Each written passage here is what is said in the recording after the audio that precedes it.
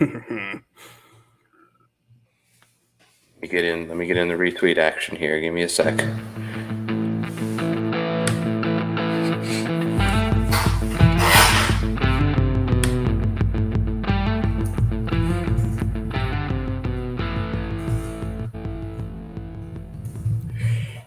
Hey everybody, I'm Chad Eckert and that's Joe Idone and this is the Preferred Lines podcast. You can follow us on Twitter at Preferred Lines and this is Joe and I talking 2021 the Masters.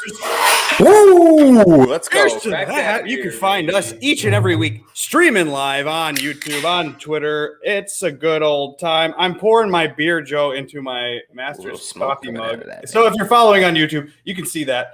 It's kind of weird. Hey, but if you're on YouTube, chat along because this can be interactive. You can participate. It's time, Joe. The 2021 Masters. It's April. It's azaleas. It's patrons. And it's a lot of content. We've already started the front nine. We played it yesterday, actually. We played the front nine with Pat Mayo, a real person. Check that out. That's done already on iTunes and on YouTube. You can watch the replay. Tomorrow night, I'm going live again with my buddy Eric Martins. We do it on the Fantasy Golf Pod YouTube page. It's Names and Reasons. We're going back to the old school Names and Reasons. We'll talk a little ownership tomorrow night. And then you can follow Joe again Wednesday night with Rick Run Good, talking the Jock Market up to the IPO close. It's a great time. It's called the Power Hour. That's Wednesday nights. I am ready, Joe, to unload my bankroll on this event. I am excited. The house bet, Joe, not $10 this week. It's going to be juicy. It's going to be 50. Let's go, house bet. It's master season. This is the week to unload, right? It's like Super Bowl week, right? Doesn't really matter. Every time you come in, you've got to unload the bankroll. Like you said, place down some bucks. Let's go. Masters week. What up, Tim? Christmas in April. That's what he says. I agree, buddy. Tim is a good man. He's a great man. All right, Joe, but we got to tell people about this Jock Market because I'm having a lot of fun. I mean, I think, honestly, I like it a little more than I like DraftKings, as weird as that sounds. It's happening. It's taking over my life more than DraftKings. It's unbelievable. So fun. So much better than DraftKings. I totally agree. You're not it doesn't feel like you're swimming with all the big max entry sharks as much. And the other part about it is like they aren't greedy about it. Like I love DraftKings, right? But they're like the rake on DraftKings is known to be like 10 to 14%. You're taking like anytime you place a bet in a sports book, you're laying $10 to juice to do a $100 bet. Jock Market's taking 1%. 1%. The rest of it all goes to the users. It's very user-friendly in that aspect. I put out a little tweet earlier that showcases a little bit of live trading that we do with that. I'm going to have the show lined up with Rick on Wednesday. We are going to have a sweet promo code for that as well, if you can hold on. We're going to be giving away some more Jock Bucks. Should be the biggest week ever we've seen in Jock Market. So if you aren't in there, it's legal in your state. It's time. Masters Week, get in. And it's a smaller field, so you don't have as many choices. You don't have to worry that some $2 guy is going to come up and snag that $18 spot. It's not going to be like that this week, so it's going to be more fun. I think you're going to be able to actually make a little bit of money. Love it. All right, and if you haven't signed up, well, maybe you wait to sign up. And if you can't wait and you want to do it now, you can deposit with the promo code PL20. All right, Joe, it's time. It's time. Get into the betting board. Should I open it up? Tip top. You know, each and every week, Joe, we talk about the betting board. That's what we do. We run it down. We go from the top to the bottom. And then this week at the Tippity Tip top, you have Dustin Johnson. But he almost shares the top of the board with a couple other names. It's kind of tight. I would consider it is a big six. Dustin, Bryson, Jordan, Rahm, JT, and Rory McIlroy. That's your six-pack. And I got a couple of those guys. I'm going to drink a couple of these dudes down. Hey, I'm actually going to drink down some Spieth more on DraftKings this week and maybe even a little bit of Jock Market for Spieth, depending on his price. Then I would be interested in the 10 to 11, 12 to 1 on Jordan Spieth. What are you going to do at the Tippity Tip top of the board here this week for the Masters? So did you say that you got a couple of guys up here? That's not your swag usually. But I like Joe, I'm having a little fun.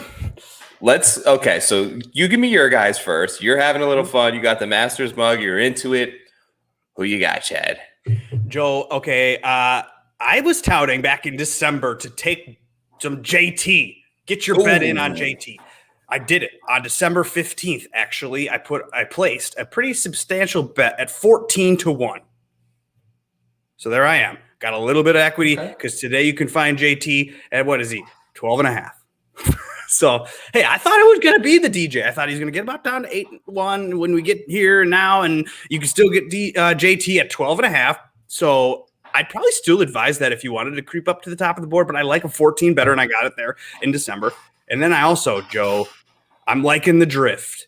We've been seeing it with the elites. As soon as they get down there, they fall a little bit. They hide. They're hiding. And who's hiding is Rory McIlroy at 19-1. I like it, and I bet it.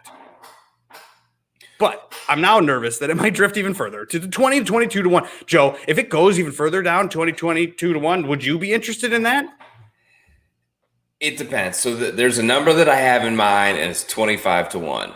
But there's so many reasons for me, Chad, that Chad's petting everyone. But what else is new, right, JB?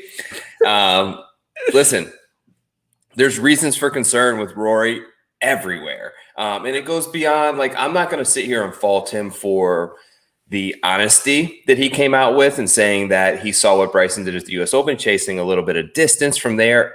Everyone was thinking that. If everyone wasn't going back to their coach after that event and saying, how can I add 10 yards? You're full of shit. Everyone was doing it. I'm not faulting Rory for that. What I'm faulting him for is Shooter McGavin in the woods. Is what you're saying? Everybody's got the super swing speeds or whatever it is. Practicing walking it out into the. But listen, that has led to, and I don't know that this is the factor of it, but he's struggling in other parts of his games that is really concerning to me. So the coaching change is one thing. Different swing thoughts, not in a groove. Too many opinions to one of the sweetest swings that we've ever seen. Number two, what's even more troubling is scrambling. Like, I'm rating out scrambling big time here. Rory over the last, I think, 36 rounds in an 80-man field. And keep in mind, like, 20 of these guys kind of suck. So 70 out of 60 people. 70th in the field in scrambling, he ranked. And 58th in three-putt avoidance, which is another huge stat at Augusta. So you can't three-whack it out here. You got to be able to scramble. He's not doing either of those things well. He's lost strokes off the tee in 4 of his last 6. Rory's losing strokes off the tee. Yeah. Very weird. Something's up. But that said, there's a number in my mind. I think I could probably get there at 22, 23, 24. But if I see 25, it's go time. Yeah, I understand where you're coming from with the statistics and the way that he's kind of been off a little bit, but we're still talking about Rory McIlroy driving his SUV that he gets for free down Magnolia Lane and just having the moment of saying, hey, listen, I got this. This is it. This is me. I'm Michael Jordan. I've played like crap all season, but it's the playoffs, baby. And we need to get going. And I think he's going to do it. I got it. So listen, I understand, he's kind of struggled since winning the Players in 2019, and at the end of February he was 6th. So and then he was 10th, the API, beginning of March. So So is he really struggling that much? But one guy I will say, like Rory is the one you can point to some negative things. The other guy you have, Justin Thomas, I got nothing bad to say about him. I think he should be the favorite in this field. Favorite? I think he should be the favorite. I'd rather have him than DJ. I'd rather have him than Rahm. I'd rather have him than Bryson. Everything goes out really well for him. So last time, you can go back on our YouTube page and check this out, but last Masters in November, I did a little thing where I did a Zoom video with basically myself where I ran through a Fantasy National model. And I look back at it, it's like ridiculous. So it basically spit out, which isn't too surprising, DJ, Rahm, JT, 1, 2, 3, and they all finished in the top 7. And then it also rated out really well Cam Smith and Sung J.M. So this is what I did. I redid the same model. Yeah, run it back. The exact same one. Run it back with the exact same stats. Who's it spit out? Justin Thomas. Surprise, surprise. but everything goes so well for him. Win coming in, return to form. He played well during the Florida swing, which actually is a stat that I noticed that Dave Tyndall over at Betfair wrote a great piece on criteria that he looks for in the Masters winners. You want to have guys that sort of top 15 through the Florida swing. Obviously has the win at the Players and WGC Mexico / concession or whatever they want to call it, was in Florida this year. And he struggled really poorly in the first round, but came back, performed very well. Look, he's a guy that if I'm going to heavily weight short game and scrambling this week because I think it's going to play firmer, I think it's going to play tougher, I think the runoffs are going to be a factor. I think that he's probably got one of the tightest chipping and pitching games on tour, bar none, maybe on the planet. So look, everything lines up for him. I think this is his year. Coming off the 4th in November, he's the odds-on favorite. If you wipe away the odds this week and you just say who's going to win, he's my guy. So we have JT power ranked as number 1, probably the guy that you should go to and lean more on DraftKings too, because you get a little price savings there.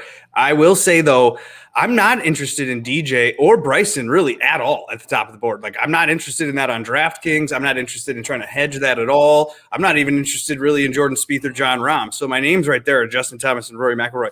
Are you going to go with Spieth? Are you looking at Bryson? Do you want to think about a defending champion? I mean, are we going there? Or do we look at the baby swag or Jon Rahm? I mean, like we can talk about all the names, but sure. So Spieth, I'm not going in for. Just where the number's at right now, I feel is unbettable. I'd much rather have Justin Thomas or Jon Rahm at that price. DJ, look, I don't really have a take on him. On my books, he's 8-1 right now. That number's just too short. We don't see guys repeat at the Masters enough.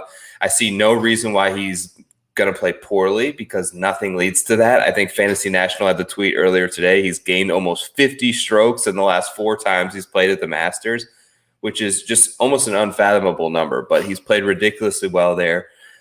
In Bryson, look, I don't know what to do really with Bryson. I'm considering it if I don't go Thomas to go Bryson. But the thing about Augusta is they've known that they don't have the longest course, but they've always set their course up to protect itself against these sort of bombers and guys who just want to come out here and cut corners. Now, I think Bryson's advantage, while you see the driving distance, number 1 on tour, I think his advantage more so with building up this additional strength is U.S. Open type courses. When the 4.5-inch rough is thick and hard to get through, and you've got to have raw power to keep your club face straight through 5-inch rough, that's where he comes into a big advantage. When it's firm and fast, and there is no rough at Augusta. 1.5-inch rough, it's negligible. Kevin Na, Brendan Todd, Kevin Kisner, they could all get through this. So it's just the advantage just isn't there for Bryson like it is at a Winged Foot or at a course where you've got to sort of gouge it out of these difficult lies in the rough. That said, it's his favorite course. I think he's starting to learn it. I think if anybody sort of has developed a greens book and a feel for these greens, he probably has every note on the planet for this course. He just seems to be coming in a little bit overlooked in the sense, and you mentioned this yesterday with Pat, that it's not so much overlooked, but last time we played this 5 months ago, he was the guy. He was every storyline. He was the Masters, Golf Channel Live topic. And now it just doesn't feel that. So I think that there could be – I might go there. Okay. What about you? No, and like on DraftKings 11,000, you got – I just feel like I'd rather take a $600, $700, $800 savings on JT and Rory on that market and then not use them. So but I'm not going as exotic as Dan, who suggests to bet a missed cut for plus 600 on Bryson. Not going to do that. I mean, that's impressive, but yeah, at the same time, missed cut in this field, there's 50, out of 80 people that make the cut. Either Tiger proof, yes. Are you going to do any of those exotics, those different bets this week? I've got actually, Joe, a couple first round leader bets. I'm doing a couple top 10s. I'm not sure. I'm just going to have some fun like it's the Super Bowl. Are you doing anything different this week with your betting card? Yeah, I'll do a couple of them. I'm still really trying to iron out my betting card. I mean, usually I feel like I go into the Masters with a full jacket on every single possible pick. And this week I'm like walking in there shirtless with nothing. So, I'm still building my card. I will do some exotics because I think they're fun. Top Euro, top debutante, like these type of things. They have I know they released the group betting things where they'll put 6 to 8 guys in a group and you pick the winner out of there. So I will do a little bit of that, but my main focus is like it always is, and it's outrights and it's sort of top 10 bets, which I do think presents some additional value at the Masters given the shorter field and that you can basically take 15 guys and cross them off the list before it even starts. Now, do you want to do the word of warning to people that you're not going to get a good betting number on a hole-in-one prop, or like some of this stuff is meant and designed to take your money, not to reward you for being sharp. So there are times where you want to do these bets and these exotics and it's purely entertainment. I mean, sometimes it's just not worth it. It's purely entertainment. Exactly what you said. No, the odds are horribly not in your favor, but they're not in our favor in outright bets either. Sure. That said, they're fun. The hole-in-one bet is definitely a fun sweat for Sunday. I will say that I've done it before, and just kind of watching everyone get to that tee because it's always a featured hole, and kind of sweating every single shot as it comes down the hill and gets so close is entertaining. Sure. All right, everybody, we're talking the Masters betting board. We've gotten through the top of the board. We're going to the 20s. If you follow us on Twitter, you're going to find this each and every week streaming live to you on Periscope until it goes away. I don't know. It's still live. Either way, you can do it on YouTube. Like and subscribe, rate and review on iTunes. We want all that stuff because we're building this thing. We're pretending we're having fun together, Joe and I, in our garages. And, well, he's got a real room in his house now to do his podcast in. Anyway, we're going to the 20-1 range, and you're going to find in the 21 range another couple of names, Joe, I'm very interested in. And some of the names I've bet already. And it starts with Patrick Cantlay. He right here is 20.5 to 1. You have Xander Schauffele at 26. Brooks Koepka, 28 to 1 in the 20s. Are you interested in any of these names? Cantlay, Xander, or Brooks? Let me guess. You know I'm interested, at least. Yeah, did you pull the trigger on Brooks Koepka despite the injury concerns? So anyone who's a loyal follower of the show knows that my heart has just been beating out of my chest the last couple of days. When Brooks fires off the angry tweets, it gets me going. But I need a 30, and I don't have a 30 yet, and I'm holding out for that 30. So when I see it, I'll go for it. I've got people all across the United States of America looking for that 32 to 1 for me. So I'm on the prowl. I haven't taken it yet. Obviously, there's concerns there, right? There's risk. Brooks telling us that he's pain-free and ready to roll is nothing new if you've been following Brooks. He's said that leading into every tournament for the last 3 years, injured or not. Now, come Saturday, when he misses the cut or doesn't perform well, he'll come back and tell you, yeah, my knee has been bothering me all week. It hasn't felt right. But there are no chinks in the armor before Thursday when you're talking Brooks Koepka. He will show no sign of weakness. You know he's going to bring it. I worry about the lack, and you and I always talk about, we like to see some buildup with Brooks, second or third event, but hasn't had that. But you look at his last couple starts, he's got a win, he's got a second. Can anybody do it? If there is, it's Brooks. Give me a 30, I'll take it. So what if you don't get the 30? What if it continues to go down? You're out? So I'm probably out. I may not be able to control myself a little bit there, but I'm probably I don't think you should do it. Yeah. See, I don't think we should do it. I'm worried. He can't walk downhill. He's looking for flat paths between holes. Who's looking for flat paths at Augusta? I mean, that seems like it's almost impossible. A lot into what he's saying right now, but like what you have to look at the facts with Brooks. Like, the driver is much better the last couple of days. I mean, it is. The driver is kind of back. The irons are definitely back. The putter is on its way back. But you know what never left? The ego. His attitude? Yeah. The ego never left. It's been here this whole time. So if you think by him saying, I'm out here, I'm ready to roll for the Masters is enough for you, I would caution you to maybe pump the brakes a little bit there. Look to see some more. I want to see some more reports. I want to know what's happened in the last 3 weeks, when he started practicing. Like, I want to hear the interviews. I want to hear that kind of stuff. And I want to get that 30 to 1. That's it. Okay. Joe, just like JT, I did the same thing with Cantlay. I laid some money down in February at 25-1. Joe, I like to stash some cash. You do. We do this. Sometimes I like to do this when I win an outright or I have a good week or I got lucky and ended up with a profit even though I didn't deserve it. I'll take some of that money and I will just deposit it onto names in majors, sprinkle. And hey, it worked out a little bit with the JT, went from 14 to 11 here. Okay, great. And then you got a little bit of that with Cantlay where I got a 25-1 and now he's about 20, 21, 22-1. So, hey, I like Cantlay. I don't know if I'm as confident today, April 5th, as I was February when I made this bet. But he's on the card because I got him at 25-1 and he's just killer. He's a stone cold killer. He's performed here before, so I'm all right with that. Yeah. Okay. So the thing, like, I kind of loop Cantlay and Xander together in a sense. So I think they're both a very fair price if you like either one of them. Xander, so 2019, the year that Tiger won, I fell hard for Xander. I had 3 separate 100-1 tickets on Xander heading into that Masters, the T2. Like, I fell in love with Xander at that point, and I'm like, I see myself envisioning, like, this guy is going to wear a green jacket someday. Like, it's going to happen soon. He's almost there. So I feel like he's the better bet of the two, but there's pause for concern. Just like there sort of is with Cantlay, his Florida swing was not good. He essentially, like, 39th in a WGC event where he's, the no-cut king and 39th in a no-cut event there. And then the miscut at the Players, which you can kind of write off because we see these guys at the bomb out at the Players. Yeah. But just losing strokes off the tee, that's not his game.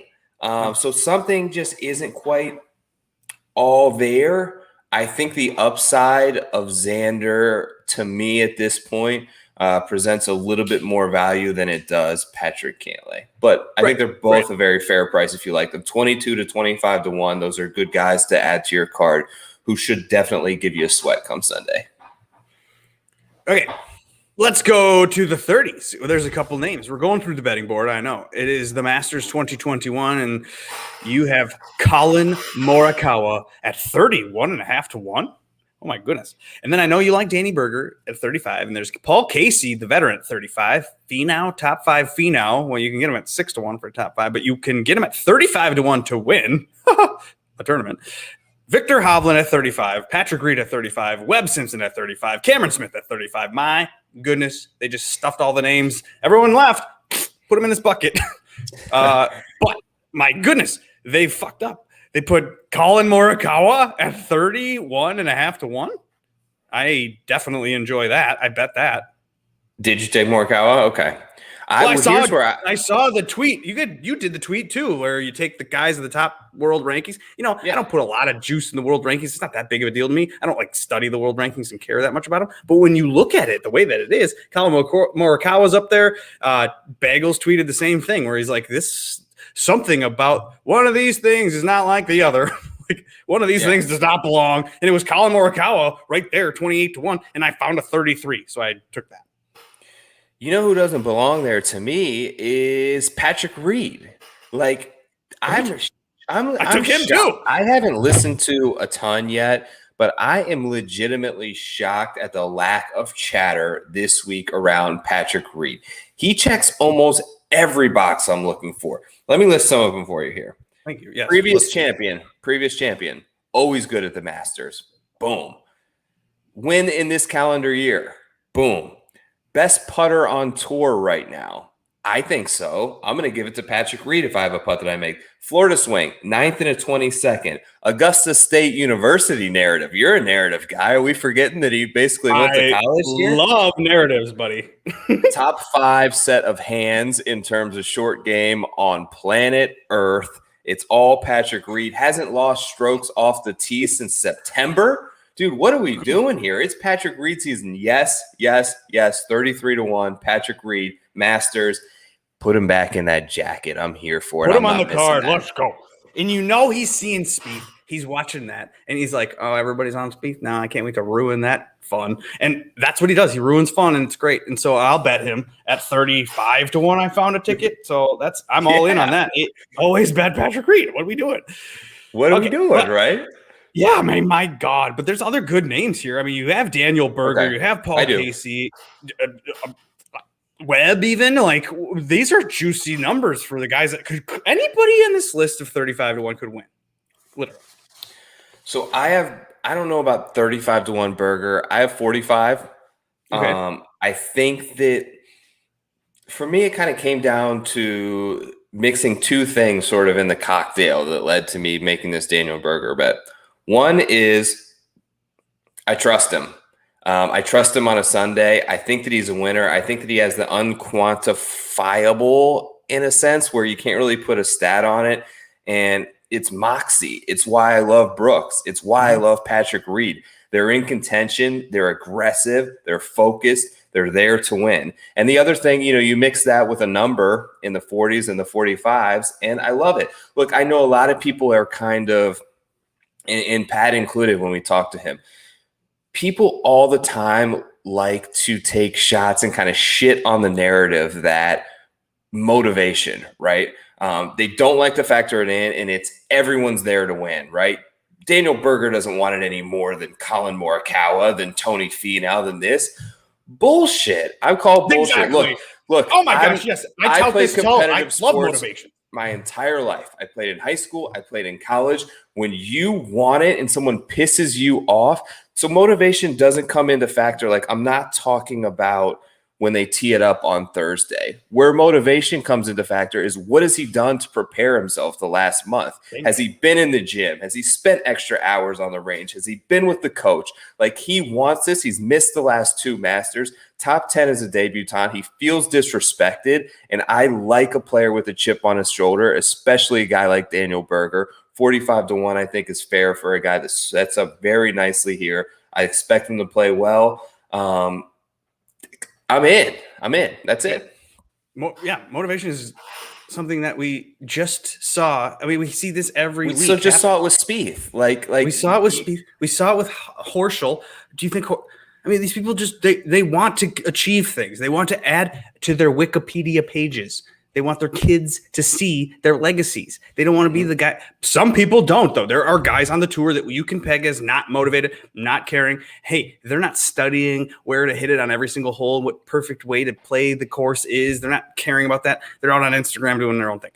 So we know people that are motivated. These guys are all so good. Like, it's fractional differences between them.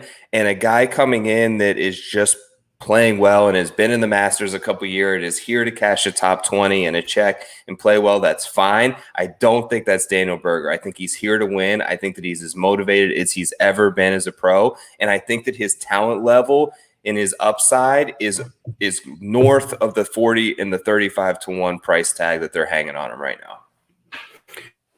Okay, there's a couple names in the 40s. Let's talk about those names. There's two names, and where you can find on the sportsbook that we're looking at. Again, this is the DraftKings golf odds. You can find different odds in different books, so you should definitely shop. We talk about this every single week.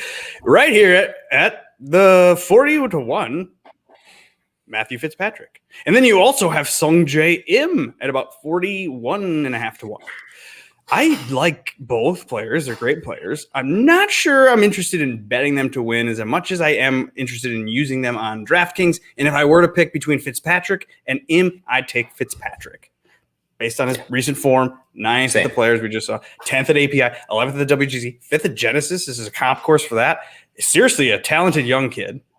He's played here enough before to have a little knowledge of the course. So Fitzpatrick, I'm interested in that $8,100. Hey, I'll ask you, would you take I'm not interested in the 40, but I am interested in the plus 400 for a top 10. On Fitz? Yeah. I think he's going to play well. Look, I think that I'm staring at the guy right under both of them, and that's the guy I'm betting. So you want to go to the 50s? Okay, why did you take Hatton? Because doesn't he suck at Augusta? Yes, he does. There's no way around it. The stats are brutal, and this is a course history course, and he's got 2 missed cuts. He's got a 50th and like a 30th here. It's not good.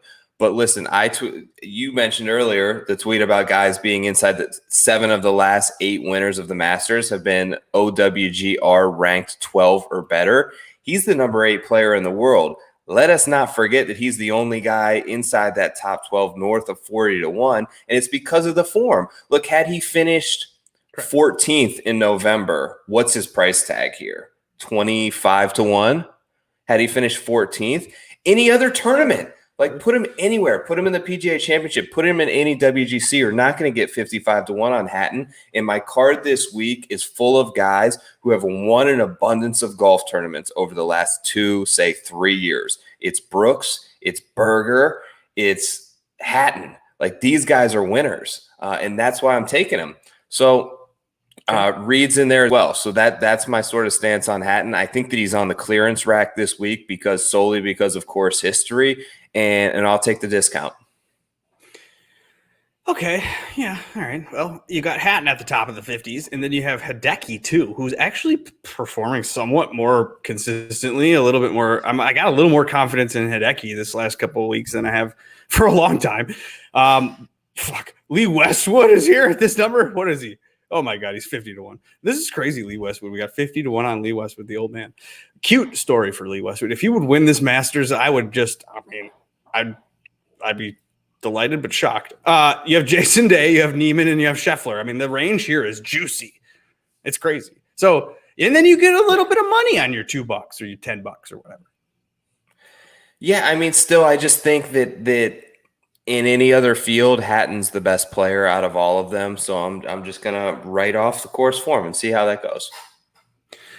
I've seen because I look at the PGA Tour's headquarters for the media. They've got these stats on strokes gained stuff, and I've seen people have terrible first 18 rounds, right, or at the Masters, and then they have the last 12 has been fucking great. So you have like all these guys that have to learn it, do bad at it, and get frustrated and focused and want to learn it more and do better at it. And then they come back and all of a sudden they are better. They are veterans. They are able to give the thumbs up to the ball and get over it versus get frustrated. Yeah. I get it. Before we get into the kind of long shots, because that's where we're about to enter, is the 60-1 and long shot range. There are a few questions that I missed, Joe. Okay. So we're in the chat here. We're talking with the people because that's kind of what we do. All right. This man, I like this man. Tip Your Cap. He's on Twitter at Tip Your Cap. Yeah. He's asking about Cam Smith. Do you have any interest in Cam Smith at 35-1? Isn't Cam Smith kind of an Augusta whisperer? Should we be taking him more seriously at 35-1? Or is that kind of like a stupid overprice because of his history? Fulfills a ton of the key statistics and categories that you're looking for here. Of course, history is great. The short game is fantastic. He's a good putter. I love him in contention. It just came down to me. Like, if you're holding a futures ticket on him, bud, like, it depends on what that number is. Like, if I'm sitting there and staring at him at 35-1 or Reed, or if Brooks gets into that range, I'd rather have those other two guys just because I think the win equity is higher and they've proven that throughout their career. But that all depends. Like, if you're holding a futures ticket and you got him north of 50-1, it's a great bet. 80-1, I just saw you chimed in. That's incredible. Awesome. Good bet. Good luck. Now, does he have a haircut? Because that might be important to know. Because, like, does he really want to go into the butler's cabin or whatever it's called? It would be great, wouldn't it? With a cross mullet? I mean, he's got a crazy flow. Who else wants to ask questions? We've got other questions. Someone asks if we have any good prop bets. I know we kind of covered that. We're not as interested in the Vegas juice that we have to put down to do these prop bets. I haven't even looked really into this as much, but I'm willing to throw some money at this stuff. $1 here, $1 there. Yeah, same thing. I haven't really. It's Monday night here. We've still got a couple of days to filter through all the props, and they're going to continue to add more of them. Sure, I'm going to take a couple of them. We both put out our final sort of cards on Wednesday, free of charge for the internets. So yeah, check it out there. If I got anything, I'll put it on there. Yeah. Free for a reason. And the house bet is Wednesday at noon or so. All right, Joe, let's go into the place where, they say at the Masters, the cream rises to the top and you're going to have a favorite that's going to take this down. So is this the point in the 60 range that we start looking at top fives, looking at top tens? Yeah, I think so. Anyone from here on out, if you're betting an outright on, I would throw the top 10 money in there just to be safe. Yeah, I did it with Hatton as well. So you might have to pay a premium, let's say, to get that. But we know there's pressure. One putt can make the difference between a second and a fourth, or a fourth and an eighth. And you're right there. You're right in it. You got a guy at like 13, 14 under, and the leaders are coming around, aiming corner. And you're like, oh my gosh, if he can just hang on and get me that top five money, that's more likely going to happen with these 60-1 guys than them actually going and coming through with the victory. But you have Fleetwood and you have Sergio. Sergio's clearly a Masters champion. These guys are talented, but this is kind of where I start to lean more towards top 10. So but I didn't do either one. I might go on DraftKings like your fourth guy in for a Fleetwood or a Sergio, but it just started to get less interesting here. Yeah, I could see it. So the one and only, which is very rare for me, Master Season future that I have going into this is Sergio Garcia. So I have an 80-1 on him. So I've got a little bit of closing line value. I think he sets up actually really nicely this week. He's got the driver. Is the driver dialed in? Yes. He's driving the ball fantastic. He's hitting his 3 woods unbelievably off the tee. We've seen him down there in Texas where he's spinning it backwards with a 3 wood and hitting greens. He's dialed. Is the iron play good? You may ask. Yes, the iron play is fantastic. The 2 tournaments he played in Florida, he gained 15 strokes on approach over 2 events. So his iron play is fantastic. How's the putting, you may ask? Well, it's shit.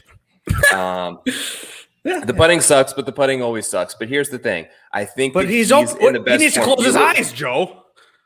I know, but look, there's no greens books here. He should just putt on memory, right? He's a former champion. Look at the other former champions in this range. So you've got Scott, you've got Bubba, you've got Justin Rose, who isn't a former champion, but I'll loop him in this group. So you've got guys who have really good course history at Augusta National. Sergio's playing the best of all 4 of those guys right now, and they're all basically right in this price range. So I'd feel most comfortable on Sergio Garcia than these other guys, just less question marks. I think makes a really good top 10 bet this week. Okay.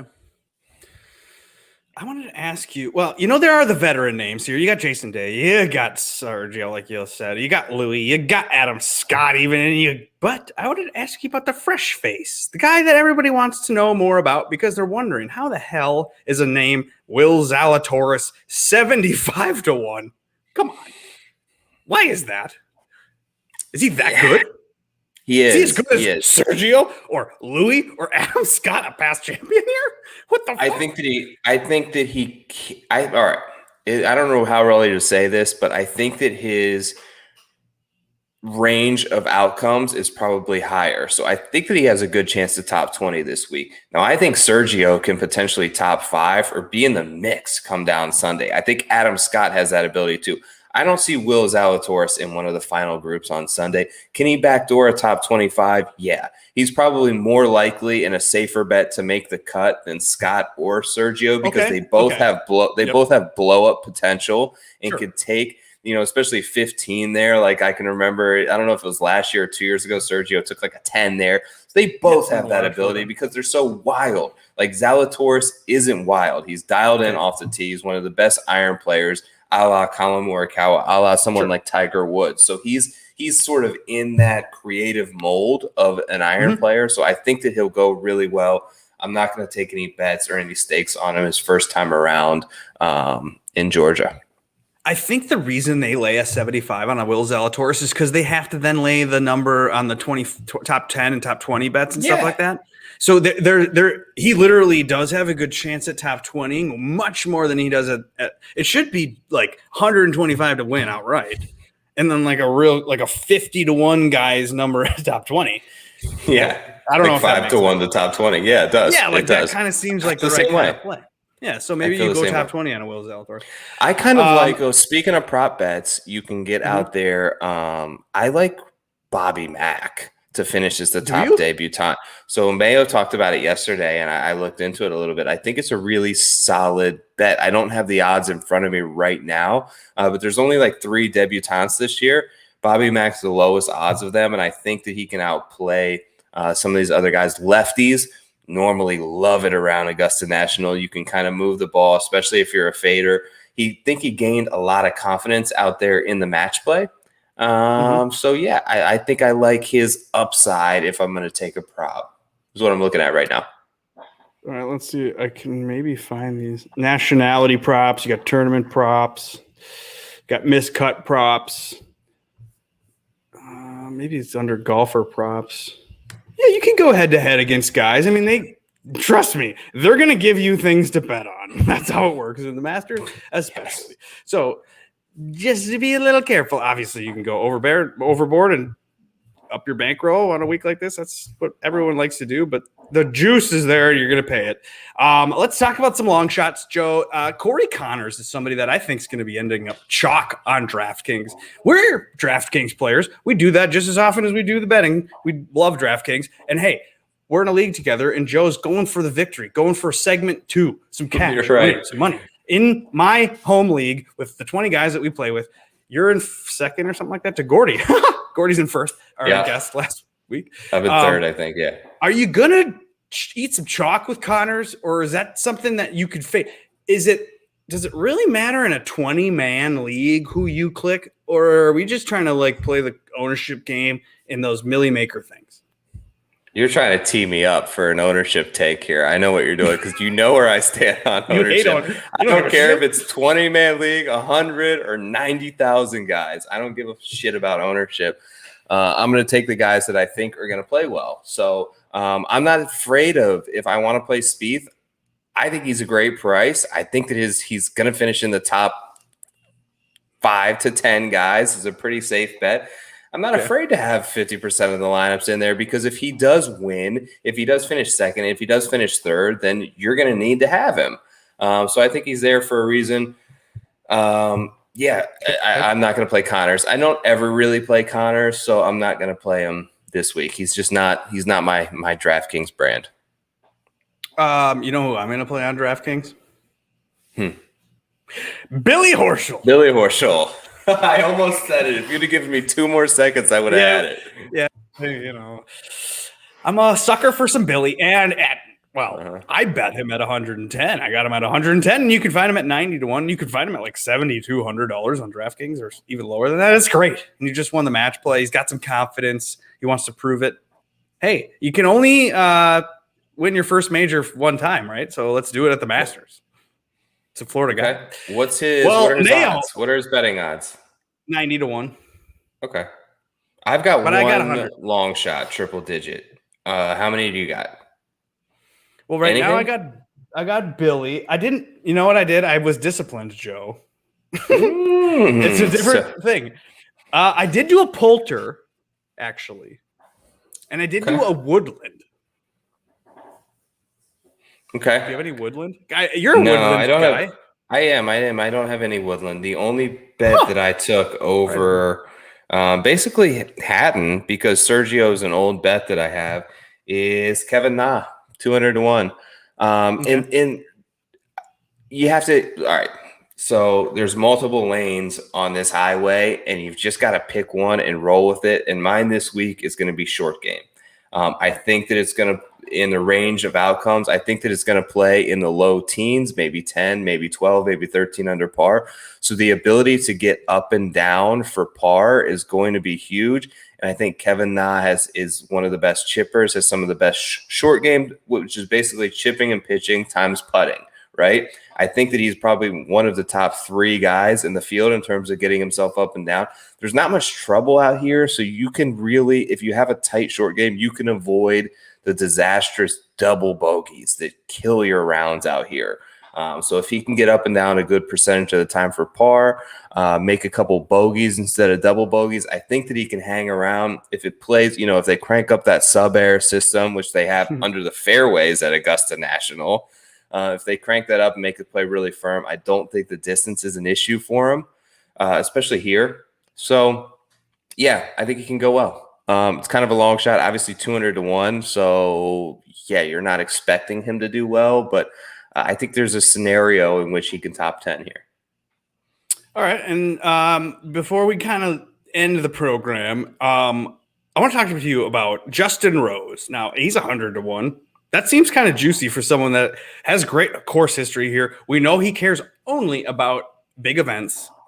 And he wants to wear a green jacket. He wants to win a Masters. Yeah, he lost in a playoff one time. I think he was another time he was T2. So Justin Rose, do we bet him at 100? I mean, that's one of the numbers up here that I'm looking at. Like, that doesn't make sense.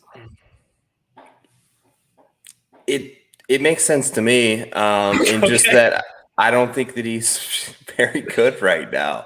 Okay. And plus, you couple that with the fact that there's injury concerns, there's withdrawal. I don't think he's going to withdraw, but there was the injury that he dealt with, which we didn't really hear much about. The injury was to the ego, Joe, when Spieth, who was his playing partner, felt like was dominating, and then he hit in the water twice or whatever, and he was like, "Bye-bye, I'm out of here." But then why? And then he pulled out the following week at the Players too, right? Yeah. So something was up. I don't know. But Tiger's missed the Players before, and people don't. The Players is just, it is what it is because it's kind of like a roll of the dice. Who does well? But give me an event before the Players that he played well at, that he showed you. There were like 2 rounds. I think there were 2 rounds before he was playing with Spieth. That was what made me confident before he pretended he was hurt. Look, he sets up great at the Masters. You look at all the sort of strokes gain data, the limited data that we have, and he's going to rate out really well over the last 5-6 years if you go back far enough. He's made almost every cut. I think you alluded to that yesterday. He's a big number. He's triple digits on DraftKings Sportsbook. So there's reasons that can be made. Not for me, though. Okay, let's talk about our guy, Matt Wolff, because I'm ready to bet him. I'm ready to get back on Wolff. And we know this is a bomber paradise. This is where bombers enjoy. You got to bomb it everywhere. Let me see some bombing from Matt Wolff. No? I don't know that it is I guess it is a bomber's paradise. Yeah, I guess it is. I mean, I think it's an courses approach that do favor a bomber, and this definitely favors a bomber. Like 9 times. There are distance tendencies out here, but I think more so I'm leaning on approach, short game, and putting, which I don't think he's been doing well. I watched very closely because I wanted him to be back and was looking to live bet him at the match play. And I watched him in his round against Spieth, and while he didn't play well, and I think did he have that match? I'm not even sure. But yeah, I barely watched the end result was pretty good for him, but he was still looking shaky. Like, he hit some balls off the tee. He was clearly frustrated. He was fighting the drive both ways. He just doesn't seem to have it all there right now, but he'll get it back. I just feel like you're not going to get a Wolff at 100-1 if he has it back. You're right. Joe. You're right. So, like, we've done this before. But he was like a second ahead. We had him at 80-1, both of us leading into the U.S. Open, and there were way more signs of life and things to be excited about heading into that. And we still got an 80. So I'd rather the number be a little bit less, but to see some of those signs leading in that I can feel a little bit more confident in the bet. Makes sense. Now, do you have any confidence in Molinari being live here at 120 or whatever he is? No. Okay. What about Ryan Palmer? He is at 175-1. He's in like the top 25 in the world. That seems like a top 10 bet to me. You can get him at like 8, 10, 9-1, top 10. Maybe. I mean, the one guy surprisingly that I'm kind of interested in, I've seen some like 110s out there, 100, but I haven't bet is Cooch. Okay. I listened to him talk, and he really feels like he's found something. Right. Great performance at the match play, backed it up with a solid performance last week at Valero. I think he's coming to a place that he loves in Augusta, that he's got tremendous sort of vibes and attitude and feels about around here at Augusta National, and he's triple digits. So for me, like, you look at him, he's right there next to Justin Rose. Like, I'd rather take a guy coming off 2 very solid performances that is talking great about his game and how he feels about it than a guy talking about injuries and not playing well. And motivation is there for Matt Kuchar, who has no major in his career. So we know that guys come into these Masters, these Opens, these events where veterans come in and they pick it up. They go. They do it. And this is the spot for him, right? He can't compete at any other major. He can't. Maybe an open. I'm sorry, maybe an open championship. Yeah. But he's not. He's never going to win a U.S. Open. His chances at the PGA with that giant field are probably pretty limited. He's better off coming to a place where he's probably, he went to Georgia Tech. He's from the area. He's played it a ton. So he's had enough runs around this track where it lends itself to course history. We see guys like Westwood play well into an older age around here. I think he's got the type of game that we could see him have, another 3 to 6 years of competitive golf around this place and maybe get it done. Yeah, he seems like an Angel Cabrera type champion where you're not shocked and it's kind of fun and everyone's okay with it. He's like he's double the price of Casey this week, and everybody loves Casey. And there are reasons to, obviously he had the win at the Dubai Masters or whatever it was, but he's not winning big time PGA Tour events. We're talking Paul Casey here. Kuchar is kind of very much in that same mold to me. Veteran players aren't going to make a ton of mistakes, and he's double the price. So I'd rather have Kuch. Yeah, Kuch's definitely more of a killer than Casey, so for sure on that one. All right, now we talked about Wolf as a bomber and someone that could potentially surprise people.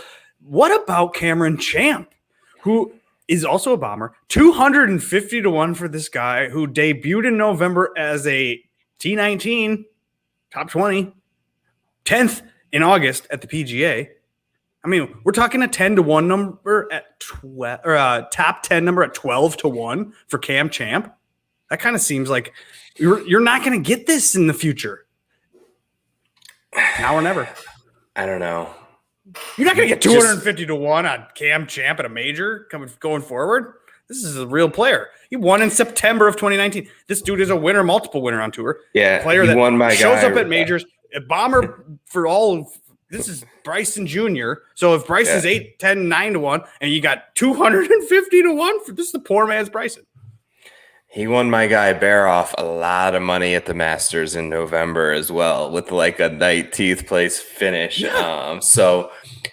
I did he make the cut last week? I know he was flirting with the cut line. He did, and he had like two good rounds. I'm excited about his play last week. Yes, he's not consistent. Hello. He's 250 to 1. Like there's a reason why. But at 12 to 1 to top 10, this could easily happen. Put $10 on that one. Okay. Cool. All right. What else? Are we done? That's all I got, man. That's all I got. You can find me on Wednesday, Power Hour, Rick Gaiman, and myself on the Rick Run Good YouTube channel. We're going to give away some Jock Bucks. I know a lot of you guys are into the Jock Market. It'll be good fun. We may go an extra couple minutes. We may start a little bit early, Master Special. And you got your pod tomorrow. Tell the people about it. Where are you going to be? I'm going to be right back in the garage with my buddy Eric Martins. We went to high school together. We're friends. We're just talking shit to each other about our dumb picks and trying to make a hashtag make a profit. You'll see me wearing that t-shirt tomorrow night, and we're giving away t-shirts. So you want to show up for that. You want to chat along in the YouTube channel that we have, a Fantasy Golf Pod YouTube page. Also, listen, I'm going live on Wednesday morning, do an ownership show. I'm doing content. We're on the Discord channel. I got a Discord channel. You can try to chat us on there. And we appreciate the people that have chatted with us right now. Before we leave, we got a question, though, from Jesse, our guy. Tip your cap, a person that makes caps. And hopefully I have some of those to give out tomorrow too on the Fantasy Golf Pod. Do you do this course correlation business? Do you cross over courses? Do you try to, Mayo is good at doing this. He talks about how Quail Hollow, where's Wells Fargo? Where is that Quail Hollow? There's a couple of courses out there. Yeah, Riviera is another notable one where you see a lot of the guys who compete and do well. Shadow Creek that we just saw out in Vegas has very much was kind of built in this Augusta National mold. But this place, dude, is so unique in the green complexes and just how it plays and how you've got to kind of weave your way through the trees. And it's just like one of those spots that's really hard to pinpoint another course that's really going to play quite like Augusta National. And you'll hear the players talk about it. You see the excitement in them all week. So I think there are some, and we mentioned them, but yeah, nothing's like Augusta. Okay, Joe, preferred play of the 2021 Masters. Name a name that we're going to hold you to. It's Pat Reed. Pat Reed? Yeah, it's Pat Reed. Love Yeah, that. it's Pat Reed. Yeah, I feel better. I was between Reed and Brooks, but I feel better. I feel like it's Pat Reed, man. It's got to be. Wow. Oh my God. So who you got? Now, Joe and I don't talk about our cards ahead of time, or we're not like nobody. Hey, your card is your card. All right. You do whatever the hell you want because this is about you having fun. And if you think some other person has more information or knowledge or some side of insider answers, they don't. Nobody knows anything. This is guessing at athlete performance. So, again, play for low stakes. But I didn't play for low stakes this week. I did. My second biggest bet of the week is Patrick Reed. Okay. Who's the house on? We got to wait till Wednesday. All right, now the truth is that if I could see some movement, I might end up having to change the house bet because I'm just going to go all in on someone else, maybe more or less to change away how much money I'm using. But right now, yeah, there's a name, and I got $50 on him. So find out Wednesday. Eddie Donna Realty. I'm a realtor for Donna Realty. Listen, we might have another pod this week, so stay tuned. Oh, yeah. I'm working on something now, so it's going to be a little bit different, right? We've seen, like, you guys are – I know you guys who are in here, right? You're going to listen to every picks and bets and DraftKings and Fantasy Pod. I'm trying to do something a little bit different. Look out for that tomorrow, maybe Wednesday. Me and Chad, we're going to try to get a guy on who's got some unique insight into the Masters. Something a little more chill and relaxed and just good, easy listening for you on a Wednesday before the Masters. Not so much picks and touting. So stay tuned. We appreciate all your guys' support. Thank you for making this week the funnest week of the year for us. Best of luck. Anything else, brother? Those T-shirts that you made. Oh yeah, cool. We're gonna the T-shirts. A lot of you guys submitted your favorite design. Those are in the works. As soon as we have those up, we'll put those up on the shop. We'll give some away on the show. We'll have a lot of fun with it. So it means a lot. All right. Again, like and subscribe, rate and review. And that all helps us keep this thing going because our wives are inside yelling like, what are you doing out there still in the garage? Get back in here. Put the kids to bed. God. Shh. Just drinking a beer with my friend, wife. Good God. Peace. Look at the name of the beer. Wait. Straight vibing week. Oh, that's for burger. Vibing. Okay. It looked like an MGD light, and it was going to get Josh Bennett excited. He loves him some MG. All right, boys and girls, thank you for watching. You guys are the best. We love you guys. You know what? We're doing this for fun. We're doing this out of the goodness of our hearts, but we're also doing this in partnership with the Jock Market. So if you could go over there and sign up for that, use the promo code PL20. And if you wait till Wednesday, you might get a little more money if you sign up with a different promo code that Joe has on Wednesday night. So we'll see you then. Peace. Thanks for watching.